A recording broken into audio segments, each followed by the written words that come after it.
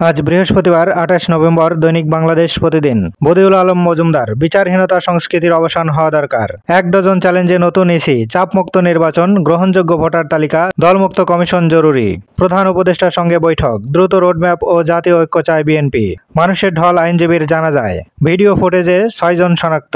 আইনজীবী হত্যায় রাতভর যৌথ বাহিনীর অভিযানে গ্রেপ্তার ২৭। পুলিশের ৩ মামলায় ১৪৭৬ আসামি। পিঠে একাধিক কোপের দাগ। ডাল আর ভর্তা ভাতেও ত্রাহি জীবন। ট্রাক সেলের আলু কিনতেও দীর্ঘ লাইন। হিমশিম নিম্ন ও মধ্য আয়ের মানুষ। বাড়ছে না আয়, লাগামহীন ব্যয়। হাইকোর্ট রাষ্ট্রপক্ষ ইসকন সম্পর্কে জানাবে আজ।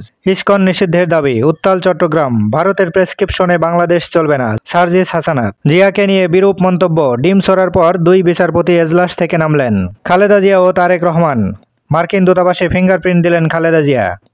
আরও মামলায় খালাস ও অব্যাহতি। নৈরাজ্য সৃষ্টির অপচেষ্টা দৃশ্যমান হয়ে উঠেছে। তারেক রহমান।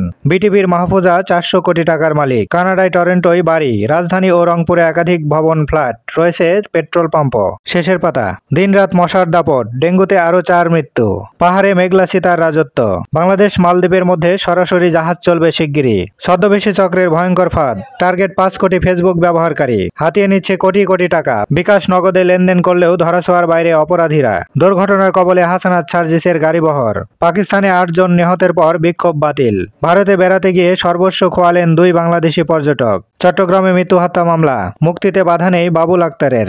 আলোচনা সভায় ফখরুল। ধর্মীয় উন্মাদনা দেখতে চাই না। দুর্বল ৪ ব্যাংকে তারল্য সহায়তা। না ছাপিয়ে ১৫ থেকে ১৮,০০০ কোটি টাকা দেবে বাংলাদেশ ব্যাংক। সোনার দাম ভরিতে ১১৬৪ টাকা বাড়ল।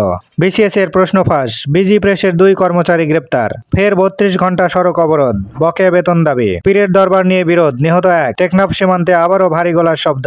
গুলিবিদ্ধ হাসানকে নেওয়া হলো থাইল্যান্ডে। টানা দরপতনের পর উত্থান শেয়ার বাজারে। অর্থনৈতিক শুমারি শুরু ১০ ডিসেম্বর।